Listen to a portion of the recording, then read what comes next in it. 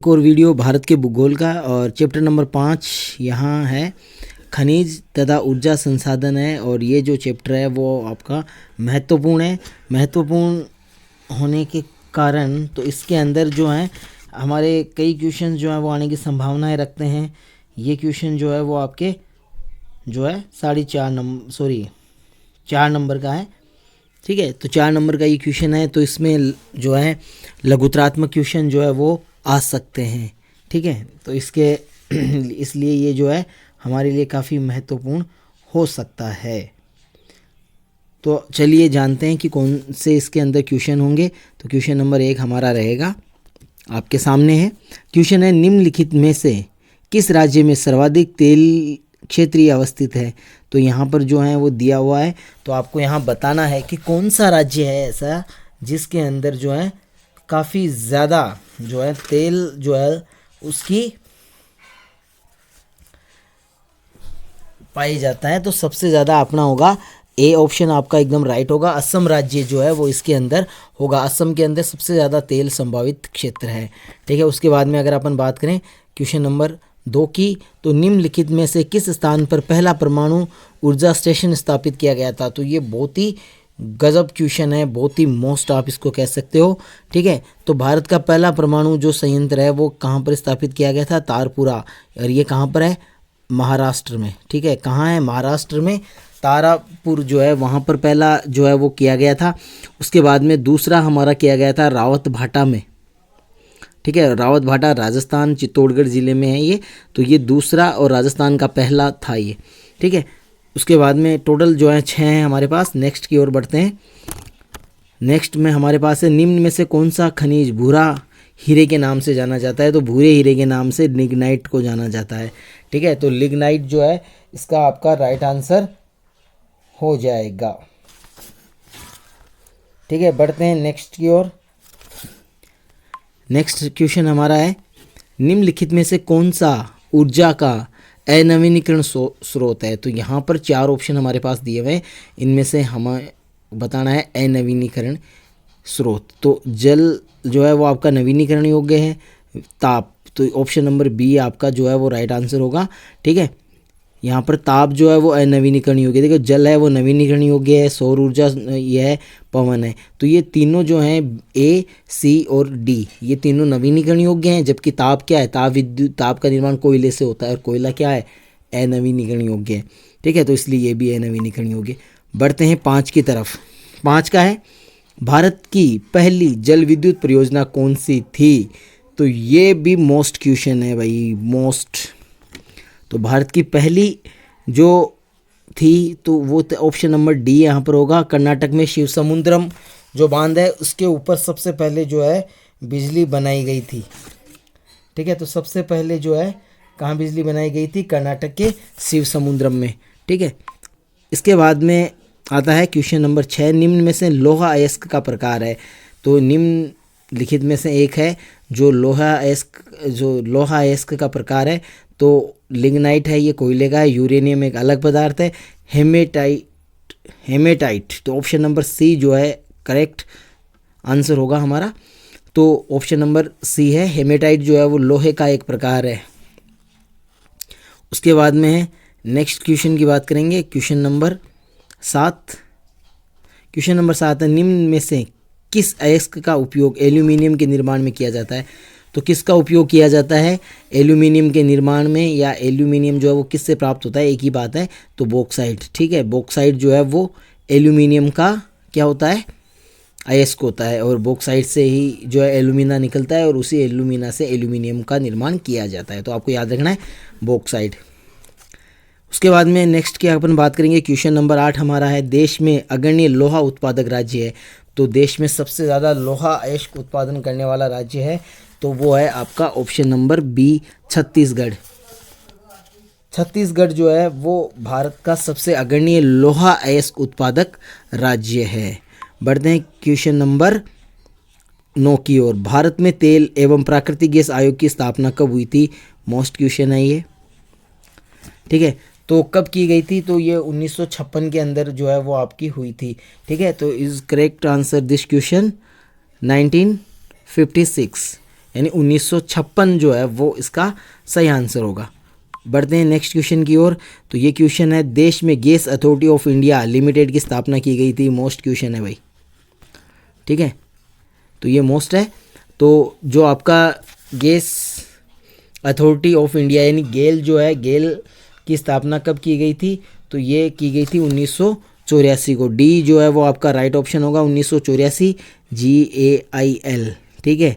तो गेल का पूरा नाम क्या है? Gas authority of India limited, ठीक है। बढ़ते हैं आगे। राजस्थान में किस स्थान पर सौर ऊर्जा शक्ति ग्रह स्थापित किया गया है? तो ये किया गया है मथानिया, जोधपुर, ठीक है। जोधपुर के मथानिया में जो है ये किया गया है। और ये भारत का ही नहीं बल्कि एशिया का सबसे बड़ा जो है सोलर पावर स्टेशन है, ठीक है। तो ये आपको याद रखना है। क्वेश्चन नंबर 12, एशिया का सबसे बड़ा व पवन ऊर्जा संयंत्र भारत में कहाँ स्थापित है? ठीक है, तो सबसे बड़ा जो आपका पवन है वो आपका है लांबा में, ठीक है। लांबा में है सबसे बड़ा पवन संयंत्र। तो कहाँ पर है? लांबा में। और मथानिया के अंदर है सौर ऊर्जा, ठीक है। बढ़े आगे 13 की तरफ। निम्न में से कौन सा अधात्विक खनिज नहीं है? तो अधात्विक खनिज नहीं है तो अभ्रक है, वो अधात्विक है। चूना पत्थर है, वो अधात्विक है। तांबा नहीं है भाई, तांबा जो है वो धात्विक खनिज है, ठीक है। जबकि अभ्रक, चूना पत्थर और ग्रेफाइट हैं वो आपके अधात्विक हैं। नेक्स्ट क्वेश्चन 14 का है, भारत का नाभिकीय ऊर्जा केंद्र है। तो भारत का नाभिकीय ऊर्जा केंद्र है तो यहाँ पर देखिए तारापुर महाराष्ट्र, रावतबाटा राजस्थान, नरोरा उत्तर प्रदेश। तो option number D is correct answer है दिस क्वेश्चन, क्योंकि ये चारों ही जो हैं तीनों ही जो हैं वो आपके नाभिकीय ऊर्जा केंद्र हैं। 15 की बात करें, देश का सबसे प्राचीन तेल उत्पादक क्षेत्र है। तो सबसे पहले जो है तेल रास्ता भारत में कहाँ खोजा गया था? तो डिगबोई। और डिगबोई कहाँ है? असम में है, ठीक है। डिगबोई कहाँ है? असम में। सबसे पहले यहीं जो है पहला भारत का तेल का कुआं स्थापित किया गया था, या आप ये कह सकते हैं कि पहला कुआं जो है यहीं खोजा गया था डिगबोई में। इसलिए डिगबोई जो है वो हमारा देश का सबसे पुराना जो है तेल उत्पादन क्षेत्र है। नेक्स्ट है शरावती जल विद्युत परियोजना किस राज्य में है? तो शरावती जो है वो आपकी कौन से राज्य में है? तो ऑप्शन नंबर बी आपका बिल्कुल करेक्ट होगा, कर्नाटक जो है वो है, ठीक है। और ये शरावती यानी जो शिव समुद्रम पर जो बिजली बनाई जाती है ना वो वाला, ठीक है। तो यहाँ पर आपको ध्यान में रखना है। बढ़ते हैं क्वेश्चन नंबर 17 की तरफ। मैग्नीज का अग्रणी उत्पादक राज्य है। तो मैग्नीज जो है उसका जो है प्रमुख उत्पादक कौन सा राज्य है? तो मैग्नीज का सबसे ज़्यादा उत्पादन करने वाला राज्य जो है आपका वो है ऑप्शन नंबर ए, उड़ीसा जो है वो सबसे ज़्यादा मैग्नीज का उत्पादन करता है। नेक्स्ट क्वेश्चन की बात करें, परमाणु आयोग की स्थापना की गई थी, ठीक है। तो यहाँ पर ये आपका मोस्ट है, ये क्वेश्चन नंबर 18 काफ़ी मोस्ट हो जाता है। परमाणु आयोग की स्थापना है वो कब की गई थी? तो परमाणु आयोग की स्थापना 1948 में की गई थी। ऑप्शन नंबर ए जो है वो आपका सही है, और 1948 में परमाणु आयोग की स्थापना की गई थी। तो इस प्रकार से आपके एबेसिड हैं। अब अपन बात करेंगे रिक्तस्थान की। तो रिक्तस्थान की अगर अपन बात करें तो रिक्तस्थान में सबसे पहले अगर अपन बात करते हैं तो पहले की भारत में खनिज मुख्यतः विस्तृत पट्टी में संकेंद्रित हैं। तो कितनी? 3 पट्टियों में संकेंद्रित हैं। अब ये 3 पट्टियाँ कौन सी हैं भाई? तो 3 पट्टियाँ आपकी हैं, एक तो उत्तर पूर्वी पठारी प्रदेश, ठीक है, जिसमें आपका छोटा नागपुर का पठार आता है, एक दक्षिण पश्चिमी है, ठीक है, और एक आपका उत्तर पश्चिमी है। तो ये 3 जो है पेटियाँ हैं जिनके अंदर हैं। भारत के दक्षिण पश्चिमी पठार पट्टी लोहा धातु तथा में समृद्ध है। तो किस में है? तो यहाँ पर होगा बॉक्साइड, ठीक है। तो बॉक्साइड और लोहा के लिए प्रसिद्ध है। फिर है गुजरात राज्य में है। गुजरात राज्य अपने ऋण निक्षेप के लिए प्रसिद्ध है। किसके लिए? पेट्रोल के लिए, पेट्रोलियम के लिए, पेट्रोलियम, ठीक है। तो पेट्रोलियम के लिए है। फिर है लोहा अयस्क के प्रगलन के लिए एक महत्वपूर्ण कच्चा माल है। तो मैग्नीज है, ठीक है, तो मैग्नीज हो जाएगा। उसके बाद में है नेक्स्ट है बॉक्साइड एश का उपयोग के निर्माण में किया जाता है। तो बॉक्साइड का प्रयोग जो है वो एल्यूमिनियम के निर्माण में किया जाता है। ठीक है, एल्यूमिनियम के निर्माण में बॉक्साइड का प्रयोग किया जाता है। फिर ये आपका है, तो ये 1954 होगा। 1954 के अंदर जो है ट्राम्बे परमाणु ऊर्जा संस्था की स्थापना की गई थी। फिर उसका नाम आगे चलकर जो है वो चेंज भी किया गया था। ठीक है, तो आगे इसका नाम चेंज कर दिया गया था। उसके बाद में खनिज की गुणवत्ता एवं मात्रा के बीच जो है संबंध स्थापित है, तो वो क्या है, तो प्रतिलोमी। फिर है रेगिस्तान मुख्यतः केरल तट पर क्षेत्रीय पुलिन बीच बालुगी जो है मोनोजाइट तथा एलिमेनाइट से प्राप्त किया जाता है। तो क्या प्राप्त किया जाता है, थोरियम। ठीक है, तो थोरियम यहाँ पर किया जाता है। तो यहाँ पर आप देख सकते हो कि किस प्रकार से आपका है। और नीचे आपके जो है रेगिस्तान, अगर ऊपर समझ भी नहीं है भरे हुए, तो नीचे आंसर इसमें दिए हुए हैं, तो आप यहाँ से भी देख सकते हो। बढ़ते हैं अपन अति लघुतरात्मक क्वेश्चन की तरफ। पहला क्वेश्चन है, भारत का वह कौन सा भाग है जहाँ खनिज अस्तित्व कुछ निश्चित भूगर्भिक संरचनाओं से जुड़ा हुआ है। तो कौन सा है, तो वो है प्रायद्वीपीय पठारी भाग। तो प्रायद्वीपीय पठारी भाग है वो यहाँ पर, ओबियसली यहाँ पर काफ़ी ज़्यादा है। इसके बाद में खनिज के वर्गीकरण का मुख्य आधार क्या है। तो खनिज का जो वर्गीकरण है उसका मुख्य आधार जो है वो रासायनिक और भौतिक गुण धर्मों के आधार पर जो है खनिजों को दो भागों में बांटा गया है, जिसमें एक धात्विक होता है और दूसरा अधात्विक होता है। ठीक है, तो याद रखना है रासायनिक और भौतिक गुण धर्मों के आधार पर। ठीक है, धात्विक खनिज से क्या अभिप्राय है, तो धात्विक खनिज ऐसे खनिज जिनके अंदर धातु का अंश होता है उसे धात्विक जो है खनिज कहते हैं, जैसे लोहा है, तांबा है, स्वर्ण है, मैग्नीज है, निकिल है आदि। फिर है धात्विक खनिज कितने प्रकार के होते हैं। तो धात्विक खनिज लोह अंश की उपस्थिति के आधार पर दो प्रकार के होते हैं, लोहिक और अलोहिक। ठीक है, उसके बाद में क्वेश्चन नंबर जो है 5 अपना आता है, बॉक्साइट। ओडिशा में बॉक्साइट महत्वपूर्ण उत्पादन क्षेत्र हैं। तो कौन कौन से हैं, कालाहांडी है, संबलपुर, बोलिनगिर और कोरापुट। तो ये यहाँ पर आपके जो है प्रमुख बॉक्साइट उत्पादक है। छत्तीसगढ़ के महत्वपूर्ण लोहा अयस्क खदान कौन सी हैं। तो लोहा अयस्क खदान छत्तीसगढ़ में एक तो बेलाडीला है और एक डल्ली राजहरा है ना, डल्ली राजहरा। ठीक है, तो ये दो खाने जो हैं वो बहुत ज़्यादा फेमस है। कोयले की बात करें तो कोयले का या तो आ जाएगा, नहीं आए तो कोयले में कौन सी हैं, रानीगंज और झरिया भारत की सबसे बड़ी जो है कोयला उत्पादक खान है।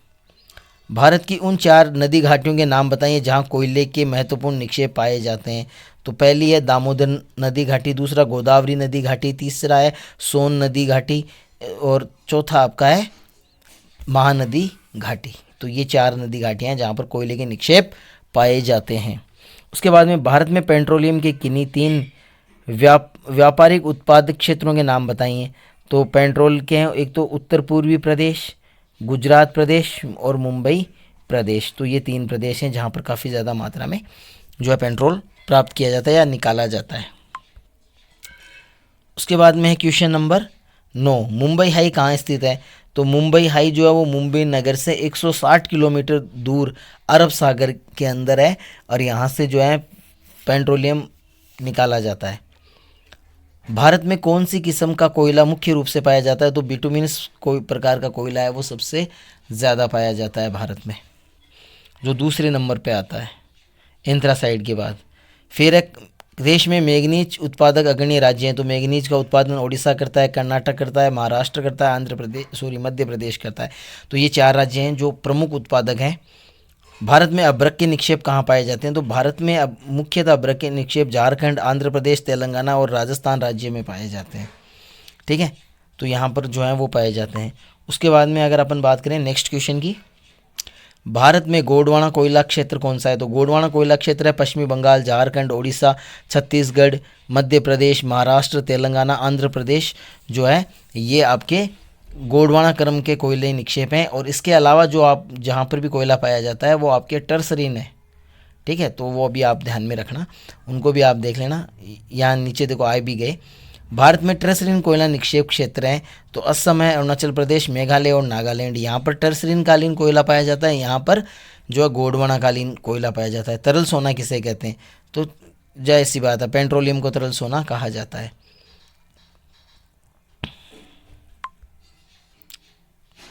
उसके बाद में आता है नेक्स्ट, प्राकृतिक गैस के परिवहन एवं विपणन के लिए संस्था कौन सी है, तो इसके लिए जो है भारत में जो है इस सब के लिए जो है बनाई गई है। 1984 में इसकी स्थापना की गई थी, gas authority of India limited, यानी गेल जो है उसकी स्थापना की गई थी। तो यहाँ से ये भी पूछा जा सकता है गेल का पूरा नाम क्या है, तो gas authority of India limited, ठीक है, और स्थापना 1984। देश के किन क्षेत्रों में मोनोजाइट के निक्षेप पाए जाते हैं, तो मोनोजाइट के निक्षेप जो हैं वो आपके जो हैं केरल में पाए जाते हैं, पालक्काड तथा कोलाम जिले में, आंध्र प्रदेश के विशाखापट्टनम में, ओडिशा में महानदी डेल्टा में पाए जाते हैं, ठीक है, जिनसे थोरियम प्राप्त होता है। जैविक ऊर्जा से क्या तात्पर्य है, तो जैविक ऊर्जा से क्या तात्पर्य है, जो जैसे जो जैविक उत्पाद हैं जैसे कृषि अवशेष, नगरपालिका, औद्योगिक अपशिष्ट आदि से जो है ऊर्जा प्राप्त करना। कावेरी बेसिन के दो जो हैं तेल क्षेत्रों के नाम बताइए, तो एक तो है नारी नमन, एक है कोविल पल, ठीक है, तो ये आपके दो कावेरी बेसिन के हैं। फिर अपन बात करें अगले क्वेश्चन में जो है,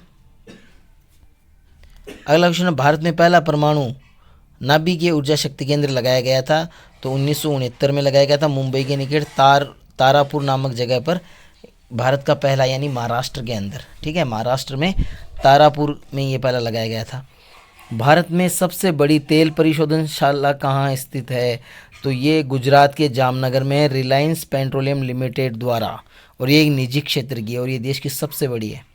देश में पहली पाइपलाइन कब निर्मित की गई, तो पहली पाइपलाइन जो है वो भारतीय तेल लिमिटेड यानी ऑयल के द्वारा, इंडियन ऑयल लिमिटेड द्वारा जो है वो उसकी शुरुआत की गई 1956 में, जो असम के नारकटिया से बिहार की बरौनी तक जो है पाइपलाइन के रूप में बिछाई गई थी। ये देश की पहली पाइपलाइन है, ठीक है, तो इसको आपको याद रखना है।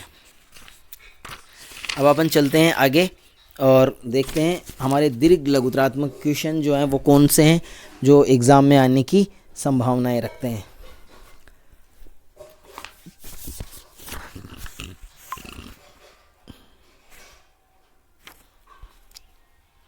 पहला है भारत में खनिज के वितरण की व्याख्या कीजिए।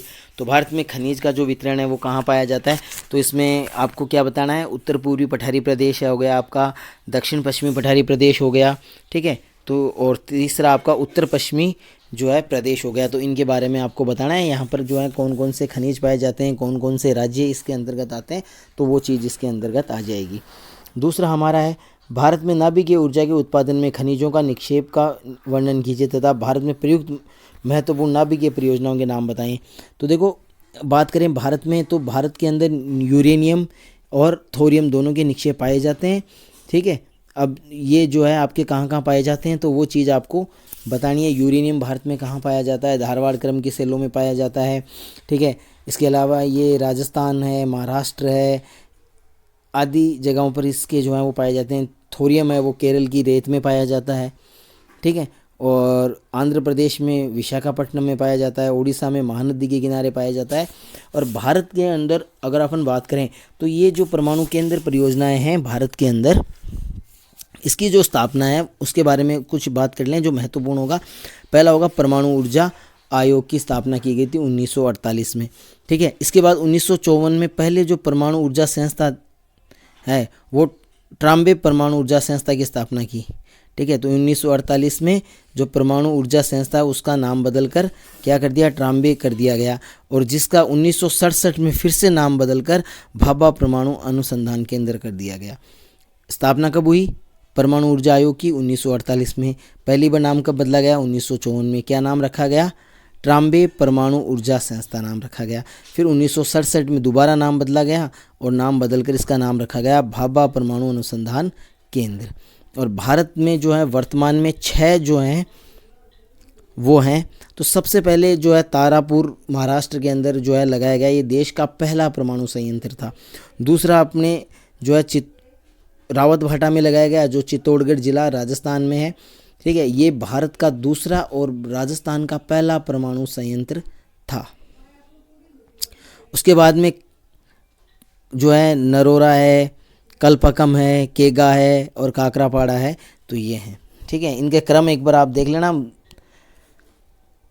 उसके बाद में नेक्स्ट अपना आता है ऊर्जा संसाधन से क्या अभिप्राय है, ऊर्जा के परंपरागत व गैर परंपरागत स्रोतों के। तो ऊर्जा क्या होती है, जैविक है ना, तो वो उसके बारे में बताना है। फिर जो हमारे परंपरागत और गैर परंपरागत जो संसाधन है उनके बारे में बताना है।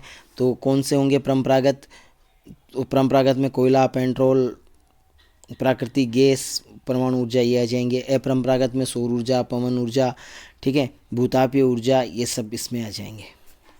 खनिज किसे कहते हैं, तो खनिज क्या होते हैं कि एक निश्चित रासायनिक भौतिक गुण धर्मों विशेषता के साथ कार्बनिक या अकार्बनिक उत्पत्ति की प्राकृतिक पदार्थ खनिज कहलाते हैं। ठीक है, वर्गीकरण की इसकी अगर बात करें रासायनिक गुण धर्मों के आधार पर, तो इसे दो भागों में बांटा है, धात्विक खनिज और अधात्विक खनिज। धात्विक खनिज क्या होते हैं, जिनके अंदर लोहे का धातु का अंश होता है, वो धात्विक कहलाते हैं, जैसे तांबा, लोहा, सोना, चांदी, ठीक है, बॉक्साइड, ये सब। अधात्विक ऐसे खनिज जिनके अंदर जो है धातु का अंश नहीं पाया जाता है, या इनकी उत्पत्ति जो है वो में कार्बन की जो है महत्वपूर्ण होते हैं, जैसे कोयला है, पेट्रोलियम है, ठीक है, ये है। ठीक है, इसके अलावा अधात्विक में चूना पत्थर है, ग्रेफाइट है, अभ्रक है, तो ये भी इसमें आ जाते हैं। भारत के समाप्य स्रोत को बचाने के लिए आप किन नवीनीकरण योग्य ऊर्जा स्रोतों का सुझाव देंगे? किन्हीं दो का तो आप यहाँ पर जो है सौर ऊर्जा और पवन ऊर्जा के बारे में बता सकते हैं। ठीक है भाई, ये जो है दोनों ही हैं वो असीमित हैं और दोनों ही जो है विशाल मात्रा में जो है ऊर्जा का कर सकते हैं। परंपरागत ऊर्जा स्रोत क्या हैं? परंपरागत ऊर्जा स्रोतों का कोयले का वर्णन कीजिए। तो ऐसे जो हैं खनिज जो ऊर्जा के संसाधन जिनका उपयोग हम पहले से लंबे समय से करते आ रहे हैं। ठीक है, फिर इसमें आपको वो सब बता देना है। जीवाश्म ईंधन में जैसे कोयला है, पेट्रोल है, इसके अलावा प्राकृतिक गैस है। फिर कोयले का वर्णन करना है, कोयले का निक्षेप कहाँ पाया जाता है भारत में, और इसका उपयोग जो है वो तापीय विद्युत के रूप में किया जाता है, लोहा गलाने के लिए किया जाता है। ठीक है, तो ये हो जाएगा। उसके बाद में नेक्स्ट आता है धात्विक व अधात्विक खनिजों में अंतर। तो ये तो बहुत आसान है। वे खनिज जिसमें धातु का अंश होता है धात्विक खनिज कहलाते हैं, जिसमें धातु का अंश नहीं होता वो अधात्विक कहलाते हैं। ये खनिज प्राय जो धात्विक खनिज होते हैं वो आग्नेय चट्टानों में पाए जाते हैं, जबकि अधात्विक अवसादी चट्टानों में। तीसरा इसमें क्या कर लोगे आप कि ये जो खनिज होते हैं यानी धात्विक खनिज होते हैं, इनको गलाकर दोबारा काम में लिया जा सकता है, जबकि इनका एक बार ही उपयोग किया जाता है, बाद में दोबारा उपयोग नहीं होता। अब इसमें उदाहरण आप दे सकते हो, जैसे लोहा है, इसका है मैग्नीज है, सोना, चांदी, तांबा आदि। इसमें आप उदाहरण दे सकते हो चूना पत्थर, ग्रेफाइट, अभ्रक, कोयला, पेट्रोलियम इत्यादि।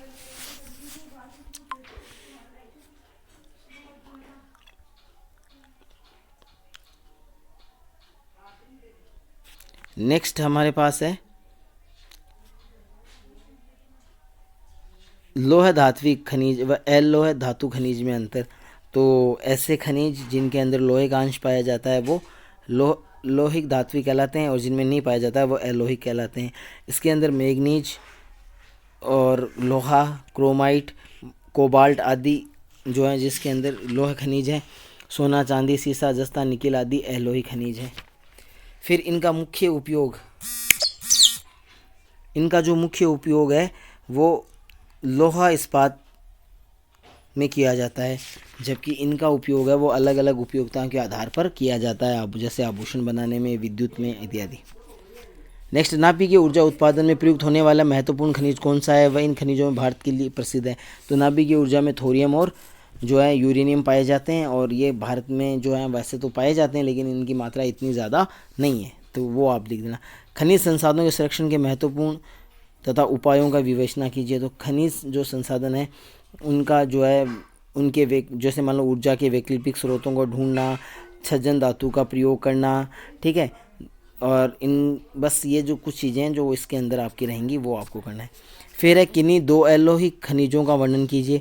भारत में बॉक्साइट तथा तांबे क्षेत्र का वर्णन कीजिए। तो यहाँ पर बॉक्साइट और तांबे के बारे में आपको बताना है।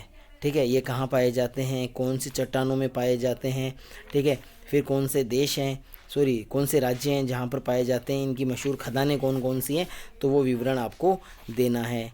ठीक है, तो इस प्रकार से आपका ये है, ये सारे क्वेश्चन आप देखिए। वीडियो को ज़्यादा से ज़्यादा लाइक और शेयर करें। धन्यवाद। नेक्स्ट वीडियो में फिर से मुलाकात होगी।